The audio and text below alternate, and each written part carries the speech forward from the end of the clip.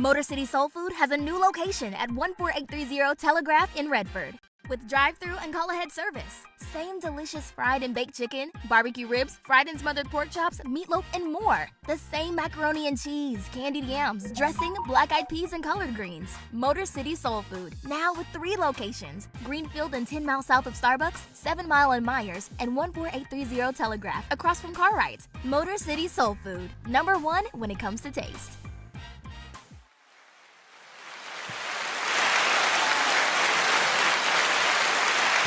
Welcome to the Black Male Podcast.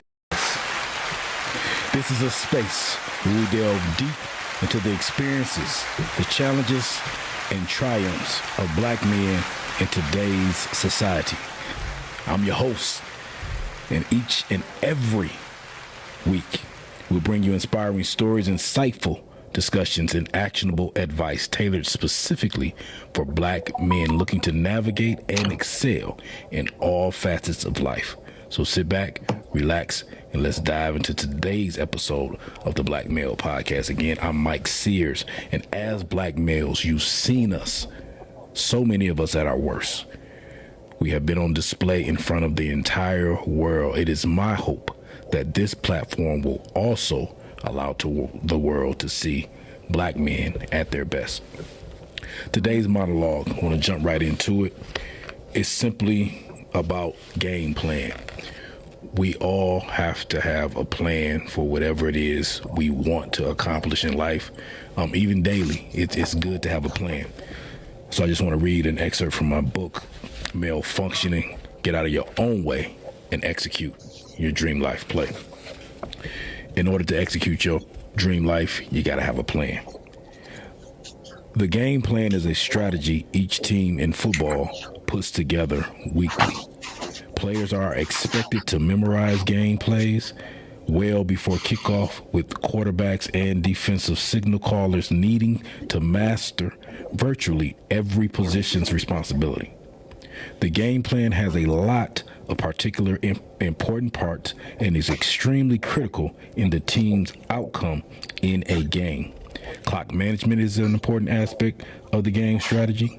Film study is an important part as teams study their opponents weekly to create a game plan that will safeguard their chances of winning by exposing the other team's weakness and making it work to their benefit. You will not be successful at winning games on a professional level without an appropriate game plan that may vary from game to game depending on your opponent. Now, you need a game plan, and you must have a game plan. Most times you want Z, which is the end goal, but how will you get to that point? How will you get from point A to B before you get to your goal Z? You must have a game plan. Success should happen to you because you plan to be successful, not because of luck or chance alone. You need a spiritual game plan. You need a mental health game plan. You need a physical health game plan. You need a financial game plan. You should have a game plan for every area of your life. You may not know what to do to create a plan for every area of life, every area of your life, but there are people, experts, and information that you can research to help you get your game plan together. Your game plan should never be an option, but a necessity if you plan to win in every area of your life. Plan your work and work your plan for every day, every week, every month, every quarter, and every year of your life. Make sure you have a game plan.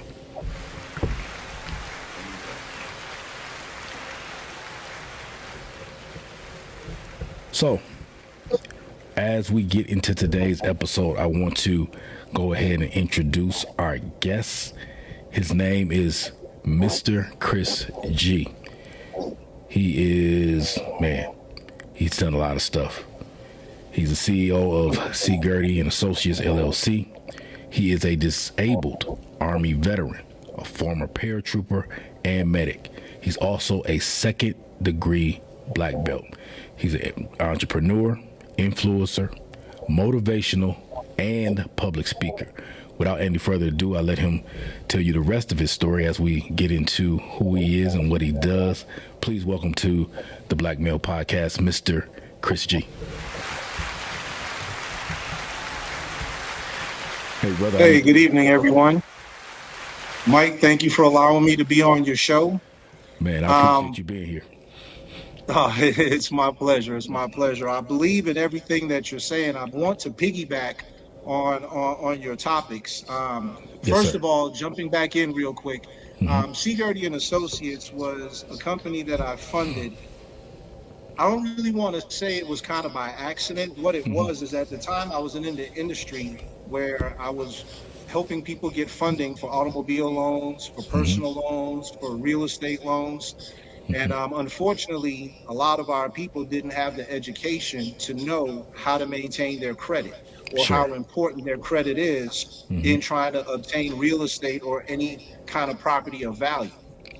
So we were falling into the gap where they were getting taken advantage of and falling into subprime loans where they were paying interest rates up to 29, 30% interest. And they were basically setting themselves up for failure from the beginning. Yes, sir. They didn't understand how to use the money that they had and what they had coming in towards investments and using their money to work for them. So that's what the company originally started off, and it kind of grew from there to a foundation where I want to be able to help the younger black children and a lot of our young adults figure out how to become financially free and start thinking about their financial future, because those are things that wasn't taught to a lot of us at a young age. Right. And it's definitely not something that is highly visible or available in the classroom. Like, we get taught just about every other area of life. Some stuff is being excluded, like social aspects. However, financial literacy is not one of those things that's like a requirement prior to graduating high school. Absolutely. There was a time, I don't know what your demographic is for a lot of your listeners, but I remember there was a time when I was in junior high school where they taught shop, or you had home economics, and there were certain aspects that they felt was fundamental that in today's society isn't beneficial for us. So the things that we should be learning in our school system should be finances, it should be investments, it should be generational wealth. Absolutely. We had a platform not too long ago, a few months back, where it was called Create Your Own History. And we had a lot of educators that was in the crowd, and a lot of the problems that they were posing as far as the questions were, the curriculum that is being taught in the South is a curriculum of subservience. We're being taught to work for other people, whereas the other races are being taught to be leaders of industry. So we're already starting off behind the 8 ball, not even being equipped to be leaders. So we have to take our own accountability of our own children and educate ourselves instead of waiting for someone else to help educate us. Extremely important. Yeah, you hitting us with a lot of good nuggets. Absolutely. Especially the education piece. It's, as you stated, it's a system, and unless we operate outside the system with programs like what you have, as we're going to talk a little bit more about that, and just even educating us as black men and us raising our families, leaving the school systems to raise our children is not the way that we should be raising our children. They have a responsibility, but that first education, it should start at home. It should start at the household. Absolutely. There should be things that we're saying, hey, I know what they're saying at school, but I'm preparing you for something beyond just what they teaching you at school. And unfortunately, a lot of times the only education that a lot of our young people receive, it comes from the school system. So let me back up. It comes from what they're teaching in the school system as well as what they're seeing. So what they're visual, because we're visual learners. So what we see in our household, what we see in our environment, wherever we're growing up at, our neighborhood, and what we're seeing on TV and these video games. These are the things that are raising our kids, and we have to have a larger voice, a greater voice, a bigger voice to help guide them in the right direction. I know we jump right in, but I want to back up just a little bit. I know you talked about yes, sir. Being down south. So where are you exactly? Where you calling us from? So I live in a little town called Ackworth. It is north of Atlanta. So you would have Atlanta, you would have Marietta, you would have Kennesaw, then Ackworth. So I'm in the suburbs, you would say, of Atlanta. I'm probably about 30 miles north of Atlanta. Okay. And like you talked about growing up as well, where exactly were you born and raised? So I'm born in St. Croix in the United States Virgin Islands, born and raised. Started my journey in the Virgin Islands, went to school to pursue a career. At the time, I wasn't really quite sure what I wanted to do in college, so I started off going to learn a trade.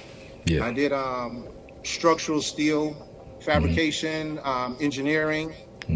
Left that, ended up going back home to the Virgin Islands. Times were really hard back then. It was hard to find jobs. Our economy is based off of tourism. Yeah. So, which is another issue that I'm trying to work on later on, because we have a need for something for our younger generation to do back at home when they graduate. You know, some of them don't want to go to college. Some of them want to get into the IT field, but we're not fostering that. Absolutely. So backtracking a little bit, ended up joining the military. As soon as I joined the military, it was combat after combat situation. Wow. As a paratrooper and a combat medic, I was responsible for jumping into combat zones, preserving life.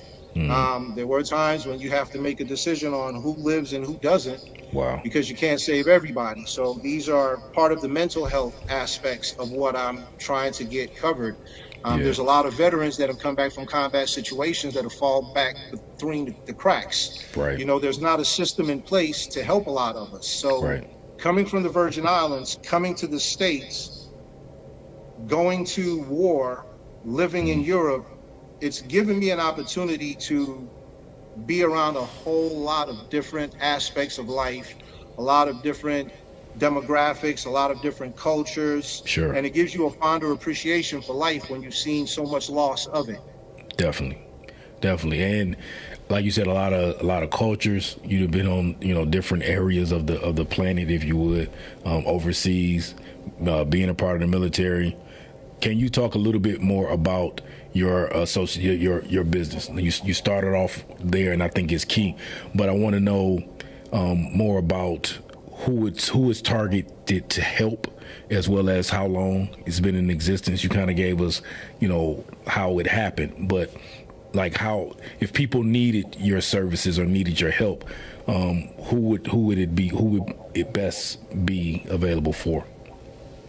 So right now, I've geared myself more towards education versus actually providing the services. Like before, I was more of conduit between the people who needed my help and the people that I knew that could help them. So I was putting them together, helping them get their package together, helping them get their paperwork together. Now it's more about educating them about how their credit works for them and how their money works for them. Sure. A lot of us in 2024 have the entrepreneurial spirit, but we don't have the means, whether it be educational or someone to guide us in how to make our money work for us. So when I look at most of the clients that I've had, their biggest struggle was mismanagement, misappropriation of their funds, and not understanding how to use their credit. A lot of us, unfortunately, think that a life insurance policy is like a lottery ticket. And that's not really what it's geared for, because I have a background in property and casualty, life and health, as far as insurance brokerages as well. And I've noticed that when it comes to that, we wait to die to see what our worth is. A lot of us believe that we are worth more dead than we are alive. So what your policies are designed, as far as with the education aspect, is I'll use, for example, a term policy. If you have a 20-year term policy, your policy is designed for you to be able to take 20 years to get your finances in order So when that time comes for you to pass on, you've had 20 years to stack your money. Right. Within that 20-year time frame, if you die before that happens, that's where that cushion comes in. But a lot of us, because we weren't educated on how to use that money to work for us, we didn't understand how annuities work. We didn't understand, how to use your investments to earn capital off of it. So my demographics was basically for the lower income people who didn't understand why their credit score was a 450 and what they needed to do to get their credit score up to an 800. Right. They were being taken advantage of by predatory lendings, where you had people that were telling them, well, hey, you pay me X amount of dollars and I'll fix your credit for you. Right. And the thing about it is, you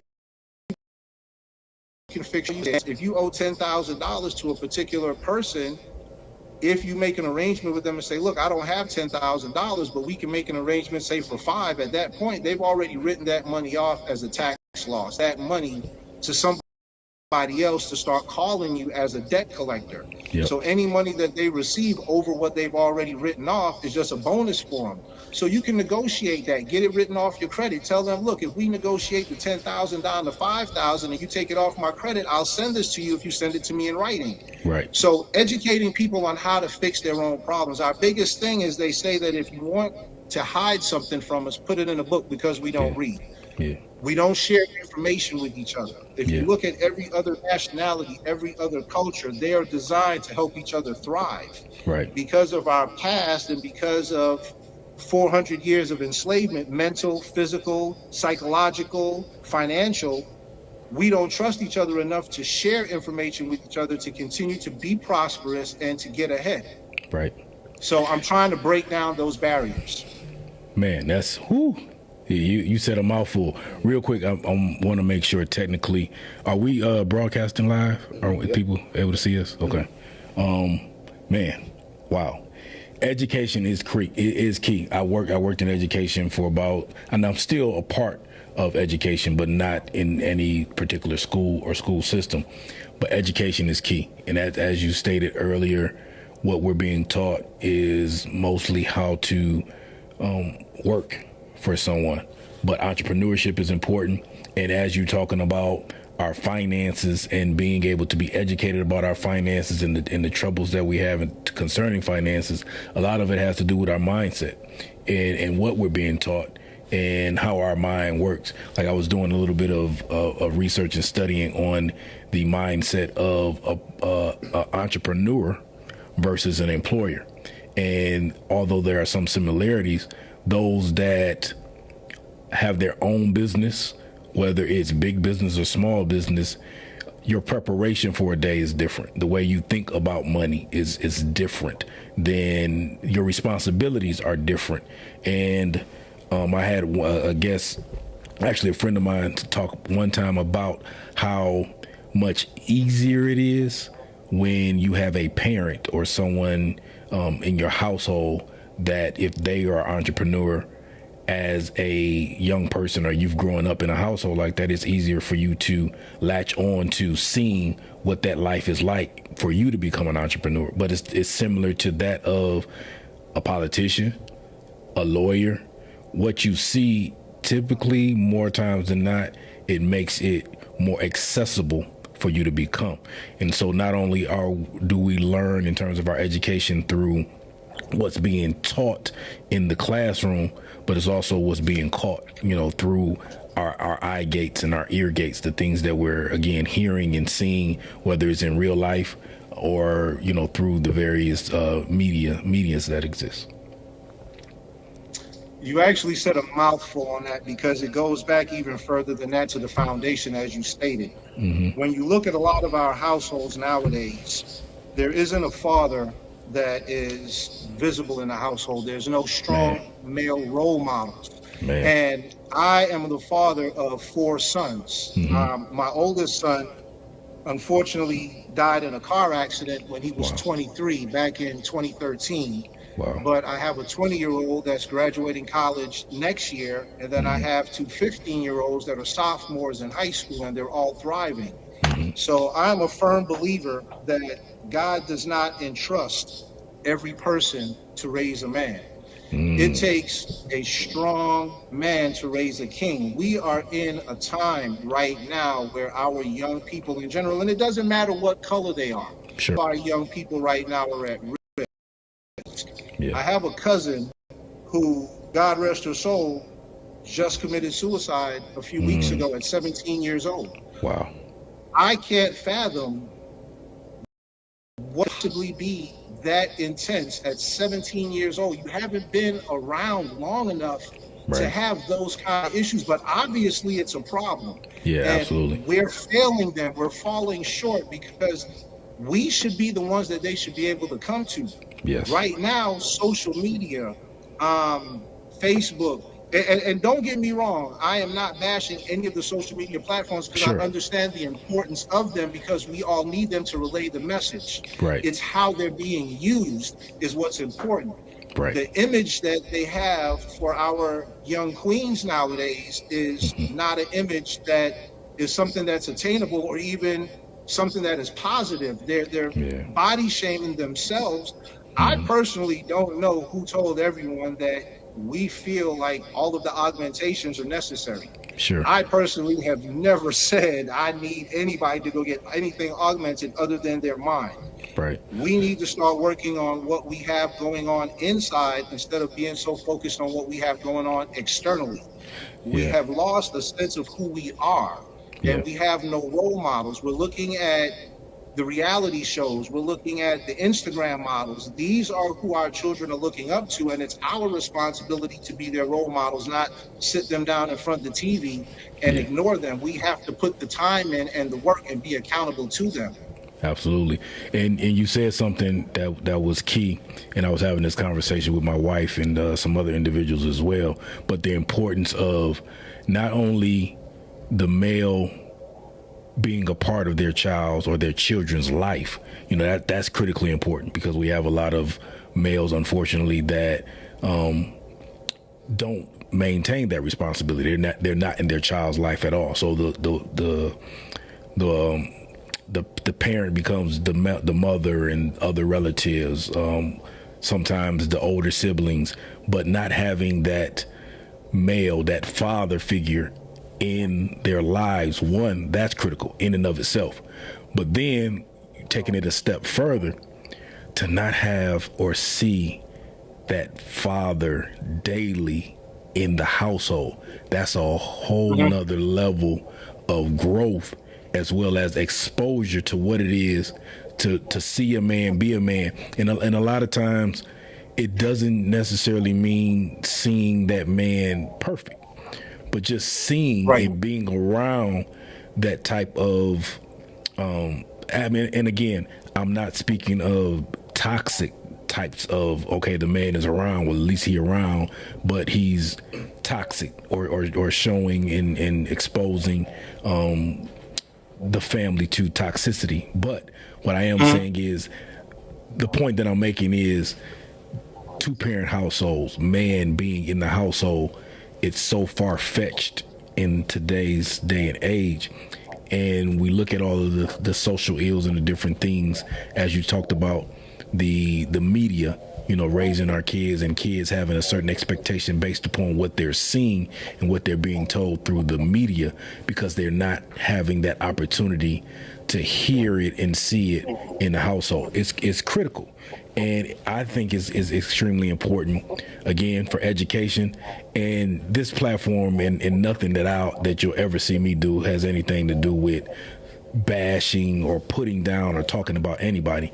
However, exposing it, educating people, making people more aware, the opportunity is to say, hey, I never thought about it like that. I need to be more intentional about how I make certain decisions in my life, knowing that if I bring another life in this world, man, that's an unselfish responsibility that I have to be willing to make in order for change to happen, and the right change, and in order to make sure that that life that I'm contributing to has a fighting chance on being its best and even better than my life. You know, extremely important. And Unfortunately, so many of us are just selfish. We don't think about anything past today. But I think platforms like this have, given individuals opportunity, like you, like myself, to just discuss it and talk about it, and this be a part of the media that people have an opportunity to see. It's like, wow, man, I didn't know that about, my credit and my finances, or I never thought about the importance of, being in my child's life as well as being in the same house, so just having the conversations and putting it in the atmosphere, I think it opens up the door and prompts an opportunity for significant change to happen, if not today, in the near future. Absolutely.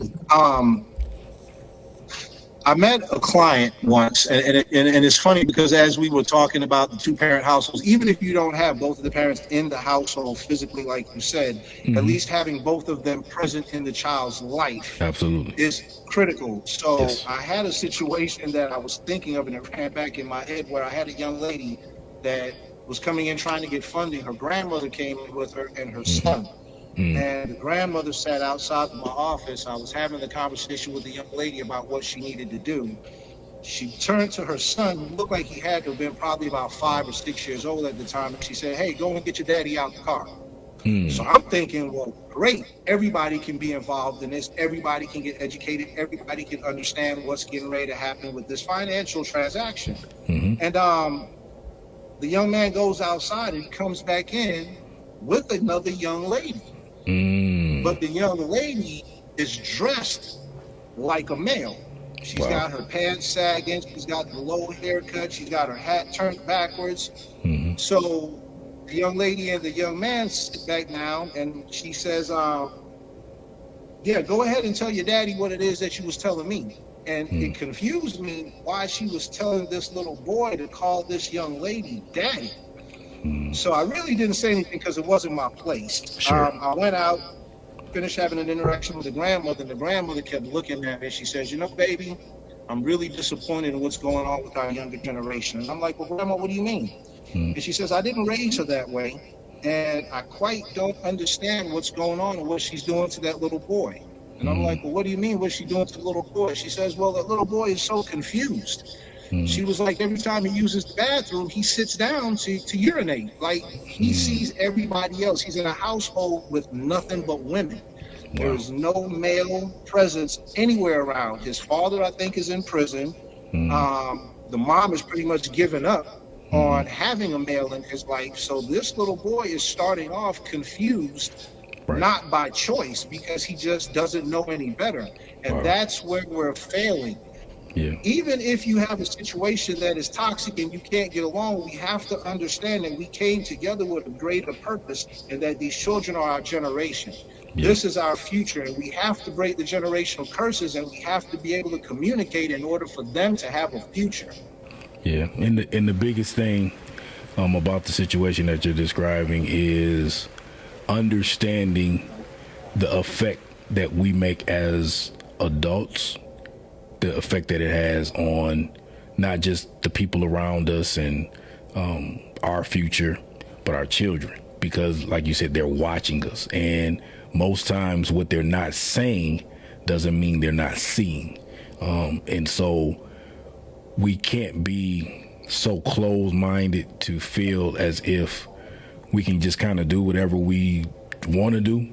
And it's to null effect in terms of how or who is affected by it. Not just in the immediate today, but long term. And again, I'm not here to judge or talk about, like you said, in the situation, you're there to help people. But when you're looking at the totality of what's happening, you understand, wow, how do I reach this young man? Because he's going to continue to grow and at some point become a young adult, and his character, his life is totally going to be formed by his environment, as I talked about earlier, the things that he's being taught, the way that he's being taught. And it has a perpetual effect on not just him, but the generation coming after him. So my biggest thing about being an adult, being a man, being a black man, is making sure that the decisions that I make and even my influence, it has a positive effect on the next generation.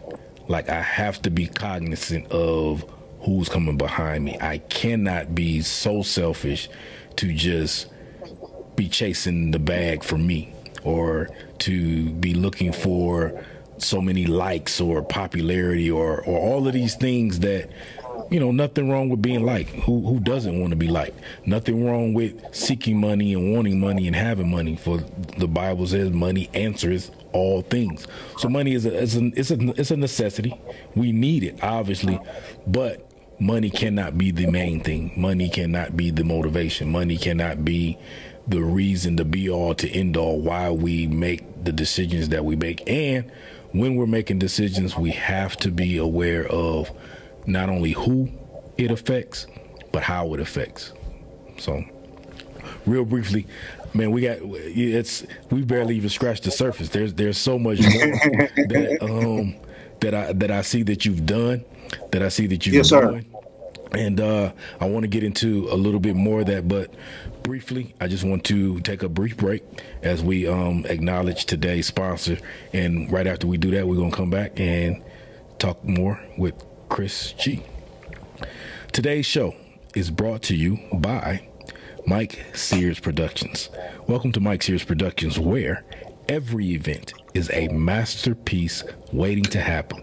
Specializing in project management for live events and theater productions, we provide comprehensive support that covers all your technical needs, from lighting and sound to video and set design. Our team ensures every aspect of your production is perfect. Need advanced AV support? We've got you covered. With Mike Sears Productions, your vision is our mission. Visit us at MikeSearsProductions.com or check out our IG page, or simply call us at 313-422-3347. Learn more about our services and how we can make your next event unforgettable. Don't just put on a show, make it spectacular with Mike Sears Productions.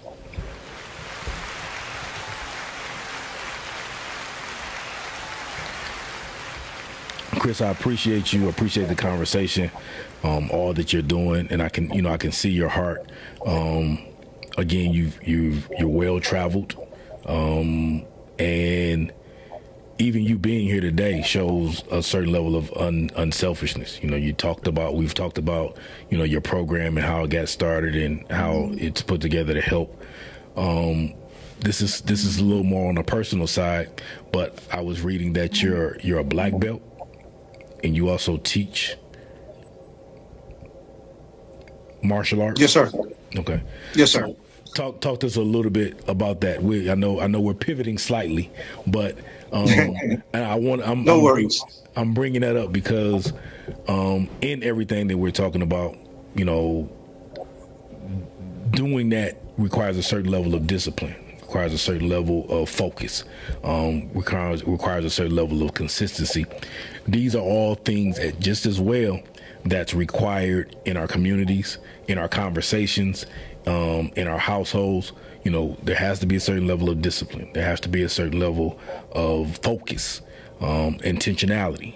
There also has to be a level of consistency. You don't just wake up, in the morning and say, you know what, I'm gonna be a black belt today, and you snap your fingers and poof, there it is.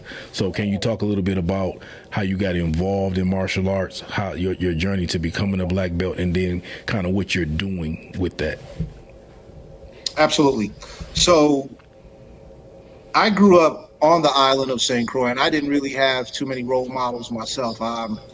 Never knew my dad. He died of Agent Orange poisoning. He was a Vietnam veteran. So I spent a lot of time in the streets, and I spent a lot of time getting into fights in the street because I had to defend what was mine.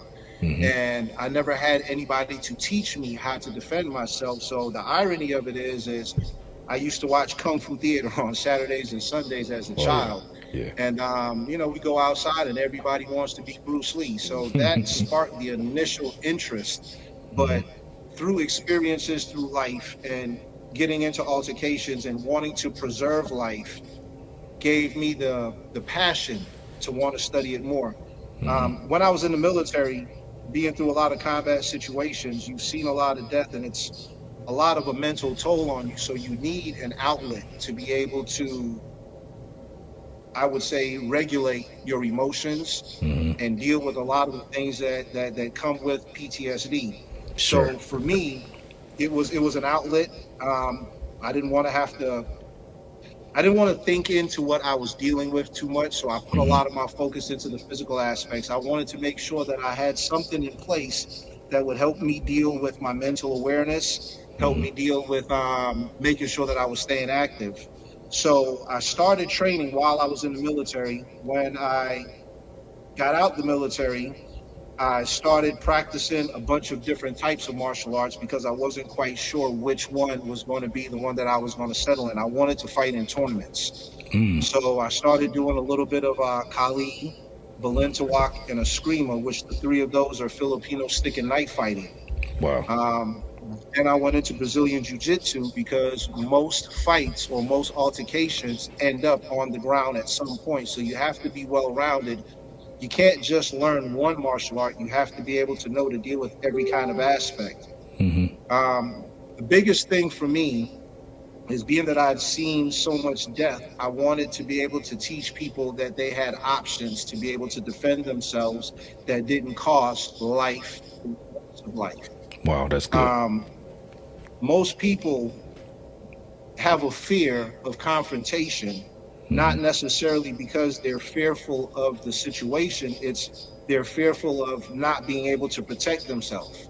If you walk down the street and you see a few individuals hanging out in an alley, if you feel confident that you can defend yourself, you're not as prone to feel fear and act irrationally. Sure. So giving you an option, right now we have all of these young adults that are killing each other. They're taking life. They don't value life because they don't feel like there's any other way to resolve their conflicts. So it helps to teach conflict resolution as well. Absolutely.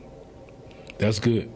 That's good. How long have you been involved in martial arts, and what was your journey to becoming? It is. You do have a black belt. Is that correct in terms of your? I do. Actually, I'm working on my 3rd degree black belt here. Wow. I'll be testing in about less than a year for my 3rd degree black belt. I've been on this journey roughly about 20 years. I've been studying Choi Kwando as a head instructor for the last 10 years. Whenever you switch from one martial art to another, you have to start all over again. So you have to have the perseverance to be able to know, and the humility to start all over. So to become a black belt in one discipline and start all over again as a white belt, it takes a certain level of discipline to be able to know what needs to be done in a humble way of doing it. So it's a life journey. It's a way of life. All of my sons, I've taught martial arts.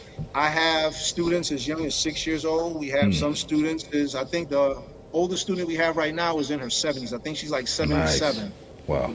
And staying active is key. Being able to have, know your self-worth, being able to know, your limitations, your ability. Right. It's a powerful tool. Yeah, absolutely. And one of the things that is just as important as education, we talked a lot, in the beginning of our conversation, and I think everything that we're saying can be somewhat educational, especially to someone who either didn't have our perspective as we're speaking, or maybe just some things you didn't think about, didn't know. But exposure is just as important because it's a form of education. And a lot of times, like you stated earlier, what you were exposed to gave you certain things that shaped your character, shaped your thoughts, shaped some of the decisions that you've made as an adult because of, hey, this is what I'm exposed to. Now, if your exposure if you would have been limited in your exposure to just what you experienced in your neighborhood, just what you experienced by not having your dad around, then you would have maybe been limited to the things that you're doing now. But being able to go off to the military and learn that discipline, and to be overseas, and even the trauma that you experience with combat, and being a paramedic, and having to preserve and save life, and seeing death. All of those things, provided a certain level of exposure that gives you a different level of appreciation for all these things we're talking about. So when you talk about understanding our finances, and the lack of the discipline for what we need to do to correct our finances when they get in a bad way, or how to make our credit better. It came through, again, you're able to teach that because you learned something, and again, through exposure. Being able to, like you said, get a black belt in one area and then start all over. All of these things, and I'm saying this purposefully because I believe what's important for anybody, really, no matter how old you are, young or old, but especially our young people, exposure is extremely important, and being exposed to the right thing, because our kids are being exposed, fortunately, unfortunately, but a lot of the exposure is coming through media, formats, whether it's, again, being on that phone, being on social media, whether it's what they're seeing in movies, what they're listening to in their iPods, that's going in their ears. They're being exposed, but not necessarily exposed to things that help them in a positive way. I think it's not I'll say this, and then we'll move on. It was extremely important for me, growing up where I grew up, seeing everything that I saw, to get out of the hood. I was going to do one or two things. I was going to somebody's college or university, or I was going in some type of service. I had in my mind, where I was at wasn't enough. I wanted to be exposed to something different. My reasoning for going to college was the experience. Another E word, if we're staying with E's, education, exposure, just getting experience outside of what you already know. All of these things help aid us when we're pouring into a child, when we're trying to, even speaking to adults or young adults, trying to get them to see things differently and move differently, so we can have and create change, good change, positive change, within our own selves, but in our community. It's, we need education, we need good education, we need right education. We definitely have to be exposed, and we also need new experiences, because those things kind of break down a lot of the barriers, whether it's racial barriers, whether it's economical barriers, religious barriers. There are a lot of things that keep us separated and away from each other and apart from each other. And the reality is, and you can tell me if you agree with me or not, I want you to chime in, we need each other more than we don't. And a lot of times, even in relationships, we think, well, I don't need him, or I don't need her. Well, it's not a sense of needing as it pertains to, I'm not gonna make it without you, but we thrive better. We do more than just survive when we can do it together, as opposed to working in a silo, or working in a vacuum and trying to do it all by myself. Why should I have to, when you've already been where I'm trying to go? If we can just connect, if you're willing to share with me, if you're willing to take me by the hand and guide me, man, we can get there quicker. And not only that, now instead of you being by yourself, now it's two of us. And if I bring along somebody, now we got three, now we got four, and we build that type of community, we can do so much more than thinking, well, man, I'm gonna get it, and I'm gonna try to keep it all to myself. And that's the way of life, or that's the way of living. And you're absolutely right. It should be a collaboration of experiences. Things that we pass on to the younger generation should be knowledge that we have already taken that path, so that they don't have to make the same mistakes that we made. Right. I don't know how many times I've probably been told something that I didn't listen to, but I promise you, if I could turn the clock back now, I would have made different decisions had Sure. I have had better role models in place to continue to do that. Yeah. So consistency is absolutely key as well. Like you said, Yeah. we have to be accountable to each other. We have to Yeah. do this together.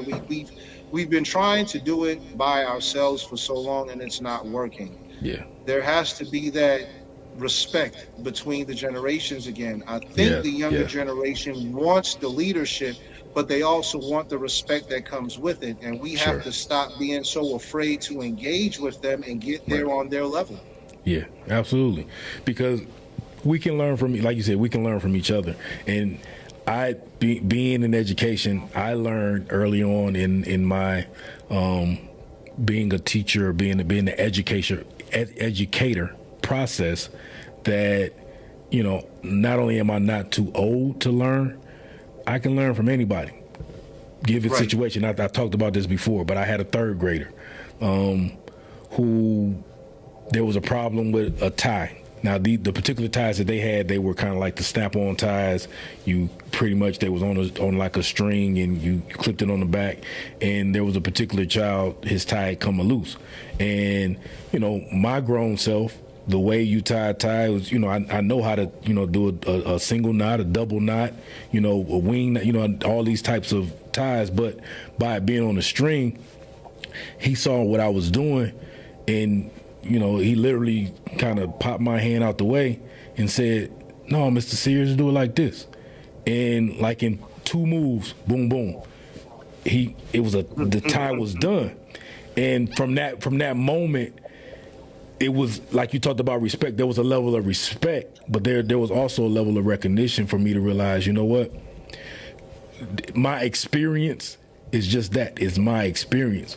But my experience should never limit me to hearing or trying to understand where somebody else may be. Now, somebody showed him, and here he is. Again, I'm the teacher, so to speak, but he's teaching me. He's showing me, hey, there's a better way to do this. Now, what you're doing, you'll get there, and you'll obviously you'll get it done.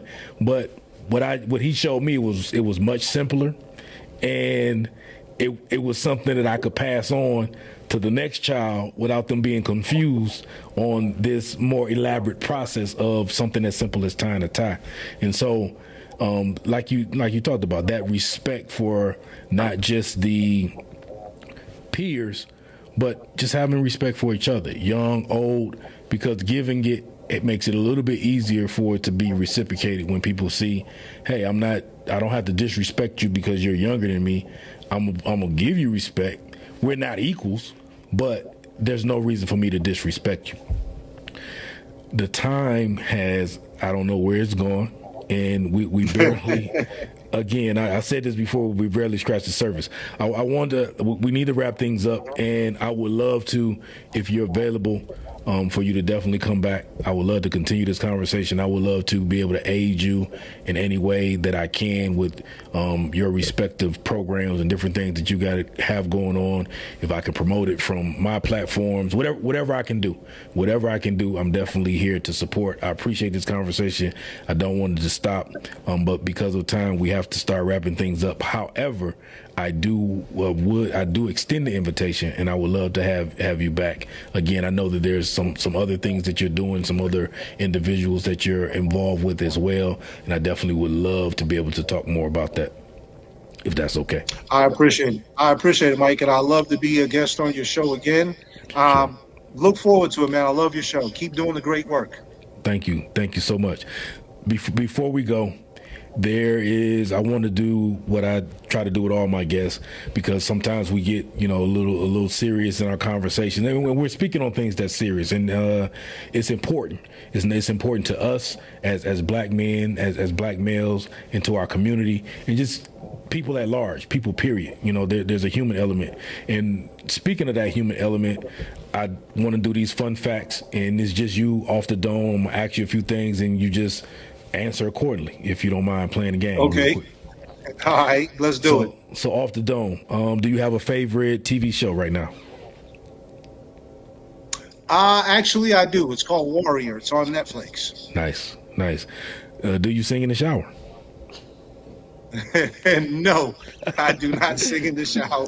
Would you I rather? don't hold a bad note. Would you rather be too hot, or too cold? I think I'll take too cold because you can always put on more clothes. If it's too hot, there ain't really too much you can do to that if you ain't got no air conditioning. Absolutely, absolutely. Are you a morning person, night person?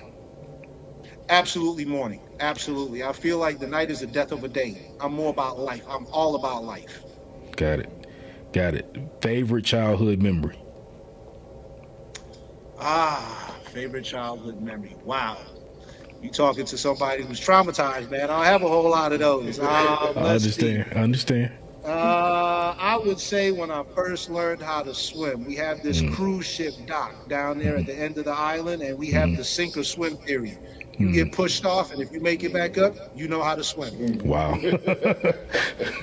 So you had that experience. Oh, yeah. It was definitely a light flash before your eyes experience. So, yeah, that was most memorable.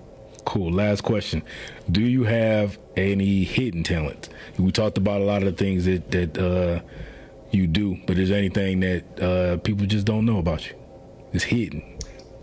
I don't know, man. I've been called the Renaissance man. A lot of my close friends know that I cook, but people who just know me in random have no idea that I'm really a good chef. That's what's up. That's what's up. That's it. And I appreciate you saying that. Black men do cook. Men, period. And Absolutely. That's that's not, again, that's another thing that can be somewhat now, again, I talked about, but you don't see men cooking. And that's cool. Man, listen, I got a lot more that I could say, but we're out of time. And I've enjoyed this conversation. I've enjoyed getting to know you, and we're gonna definitely do this again. Before you Absolutely. go, that's definitely. Before you go, can you please tell the people how they can get in contact with you, how they can stay in contact with you, and again, outside of this conversation that we're having, maybe somebody needs your help, or they just want to keep the conversation going. How can people reach out to you? They can find me on Facebook at Chris Gertie, or they can find me at Chris Gertie Choi Kwando. Doing a lot of my venues through motivational speaking, seminars. So our whole goal is to get out there and break generational curses and bring people some kind of freedom, mentally, emotionally, spiritually. Absolutely. And they can also reach out to me through my manager, Lady LaDonna. Absolutely. Through Bridgepoint Media. She's a great manager. She takes care of all of my needs. That's great. That's great. I'm going to try to make sure I get this information, and I'll post it on my social media platforms and stuff as well, just so people can follow up and they'll have a tangible place where they can find that information and reach out to you. Yes, sir. I appreciate it. Thank you. Thank you again for having me. Absolutely. My pleasure. And thank you for being here. And we look forward to doing this again. Yes, sir. Bless you, sir. Hey, before we get out of here, we know we cannot leave without Mike's moments of motivation. Today, I simply want to say these 3 words. You got this. One more time. You got this. Hey, life can it can throw us some cold curveballs, but remember this. You've got the power to hit them out of the park. Every challenge that you face is an opportunity to grow, learn, and become stronger. Think about all the times you've overcome obstacles in the past. You did it then, and you can do it now. Believe in your abilities, trust in your instincts, and keep pushing forward. Success is not about never failing. It's about rising every time you fall.